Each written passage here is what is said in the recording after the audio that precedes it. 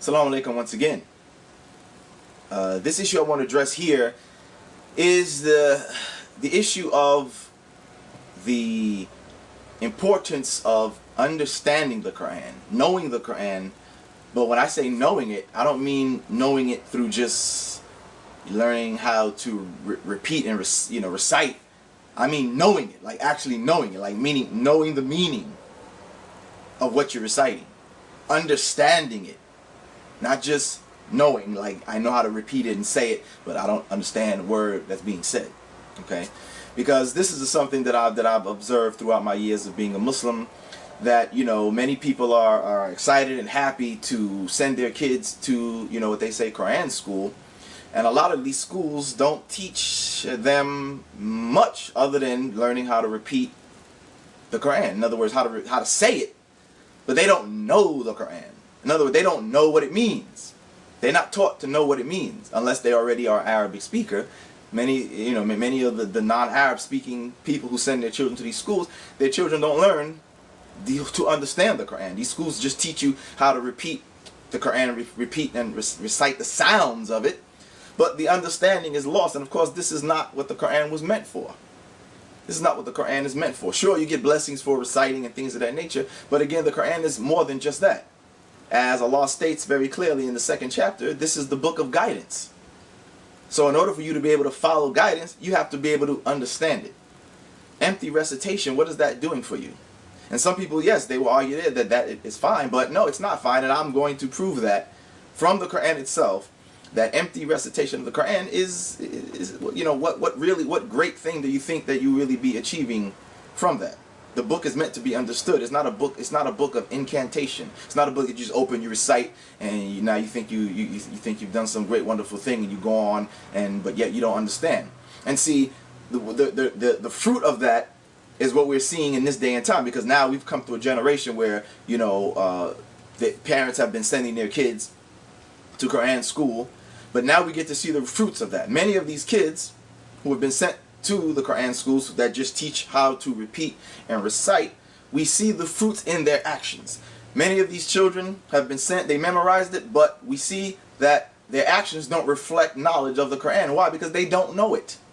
They just were taught to recite and repeat. I've seen from communities that I've been in, not mentioning any names, but I've seen communities that I've been in where children have been sent overseas or wherever to learn how to recite, and then they come back, know the fruit of it. Here they carrying the glorious Quran in their memory, right? But they only carry the recitation. They don't have the knowledge of it, and then they come back, and you see no fruit. You don't see any example of the knowledge of Quran in their actions. Come back, they smoking weed.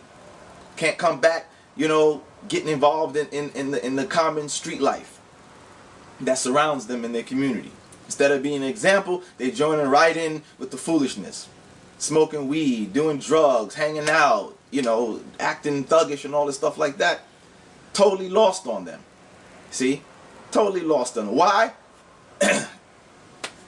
They just learned to recite. They didn't learn how to understand it or learn how to apply it. And everybody's happy. Oh, wonderful, my son, he learned Quran. Yeah, but look where he's at now. See? And so this is something that I felt is important to address, because for sure I'm not going to send, my son or my children to a Quran school just to learn how to recite and nothing more. If I do send them to such a school, it has to, I won't send them to that type of school. It has to be a school where it's going to teach them not only to recite, but to understand. And people say, well, that might take a long time. Well, okay, very well then. After all, it is the word, right? It is what we believe to be the word of Allah, the book of Allah. So if it takes longer to have to learn how to recite it, memorize it, and learn what's being said, so be it then. The Quran is that important. Let the effort be taken then, because that's what it's worth. So let's go ahead and take a look at some things from the Quran that prove that it is important to not just be able to recite it, but to understand it is what is supposed to be how the Quran is dealt with. So let's go ahead and take a look at that. ذلك الكتاب لا ريب فيه هدى للمتقين. That is to say, this is the book. There is no doubt in it. It is a guide for those who are mindful of God. So the meaning is obvious that this book, referring to the Quran, there's no doubt in it, and it is a guide. It's a guide. And of course, in order to be guided, you have to understand the guidance. أفلا يتدبرون القرآن ولو كان من عند غير الله لوجدوا فيه اختلافا كثيرا. Here, notice at the start of this verse, Allah asks the question, will they not then try to understand this Quran? If it were from other than Allah, they would surely have found in it much contradiction. So here again we see that the stress that Allah puts on it is what? Trying to understand this Quran. Trying to understand it is important. And so how can one then claim to know the Quran when they obviously do not understand it? And it is clear that this is what Allah is asking. Will you not then try to understand it? Because it's understanding where the importance at. When you understand it, you can then follow and apply the guidance, thereby making your life better, and thereby bringing you closer to Allah. أفلا يتدبرون القرآن أم على قلوب أقفالها. Once more, we see again Allah speaking of what? Understanding the Quran. Do they not then earnestly seek to understand the Quran, or are their hearts locked up by them? So once again we see this theme repeated again and again, how Allah is continually asking about understanding the Quran, understanding the Quran, understanding it. This is the important thing, to understand it. You see, because again, it is Allah's word, it is Allah's guidance. You need to know it in order to live your life according to His will. So understanding is of the utmost importance. كتاب أنزلناه إليك مبارك ليدبروا آياته وليتذكر أولو الألباب. We read once again, it is a book we have revealed to you, abounding in good, that they may ponder over its verses. Ponder over its verses. You can't ponder over something that if you don't understand it. If you're just knowing sounds and empty words, you're not able to ponder over it because you don't understand the words that are there. So ponder over its verses, and that those endowed with understanding, there's that word again, understanding, may be mindful. And so, as I said, we see the fruits of this. These kids are taking schools here in the United States or in the West, or they're sent to some country to learn how to recite it and repeat. But then they come back, we don't see any understanding. We don't see any signs of them having understood the Quran or pondered over it, because they were not taught to do that. And that is the problem in the Muslim world today, where we see people just following along with whoever says, because they have no knowledge of the guidance of Allah. كذلك نفصل الآيات لقوم يتفكرون. Here, yet again, we see that after Allah giving a parable, explains that thus do we spell out the signs for folks who will think things over. So again, verse after verse, we see that Allah is speaking of the understanding, the reflection upon the verses, the understanding of the verses, the thinking over of His signs and His revelations. So it is no doubt that the Quran is more than just that which is a book of recitation, but it is, as Allah states in the second chapter, a book of guidance that is meant to be understood, that is meant to be pondered over, that is meant for reflection and thinking things over. So indeed, it is important. The understanding of the Quran must be learned and applied. ألف لام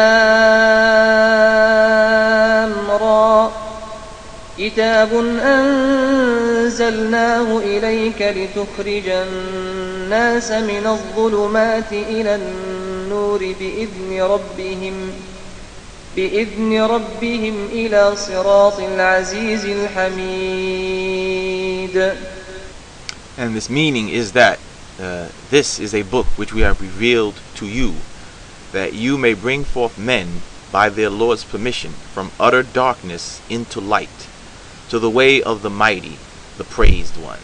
So as we can see, this book, the Quran, is special in that, as I said, it is a book of guidance. And it is with this book that was revealed that brings mankind, forth from utter darkness into light. That is the importance of the Quran, and that is because of the guidance that it contains in it.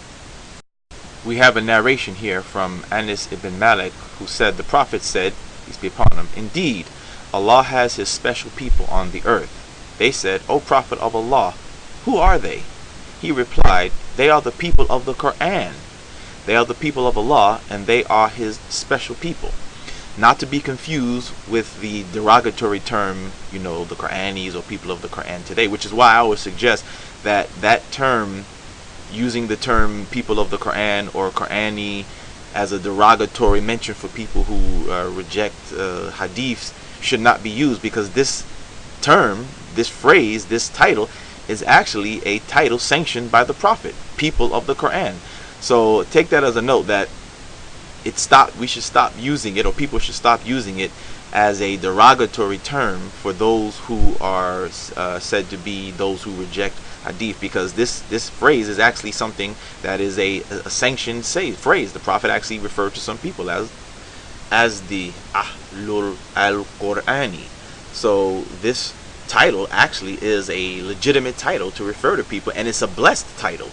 So stop using it to refer to people who, obviously who are, people are using it as a derogatory term, yet it's an actual, so stop using for those people. It's a legitimate term which should not be used for people who are considered illegitimate. So that's just a note of point.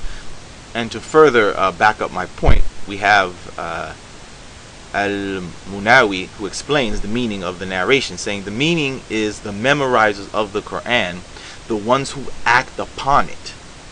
They are the close friends of Allah. They are special to Him. So notice again, we have the proof that it is more than just memorizing it. It is those who memorize it and act upon it. And of course, you can only be able to act upon it if you understand it, if you know what its meaning is, if you know what's being said, you can then act upon it.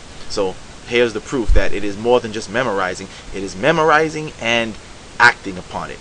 This is how the Quran should be treated amongst the Muslims. But nonetheless, the point of the video is to stress the importance of learning the Quran, to understand it, rather than just learning to recite. And that's all people are, many non-Arabic speakers are doing, is learning to recite it, but the understanding is not learned, or they have to take a whole nother class to do that, which many people don't do. They just memorize it from recitation, and that's as far as it goes. So that's the point of the video, is to stress that the Quran I feel is being disrespected. It's being disrespected when people are just picking it up, taking these classes, or sending their kids to classes, these classes or schools, just to learn how to repeat it and say the sounds of it, but they're not being taught what it means. This book is important. This book has meaning to it. This book has guidance to it, and that's what should be important. And it appears that is being neglected. وقال الرسول يا رب إن قوم اتخذوا هذا القرآن مهجورا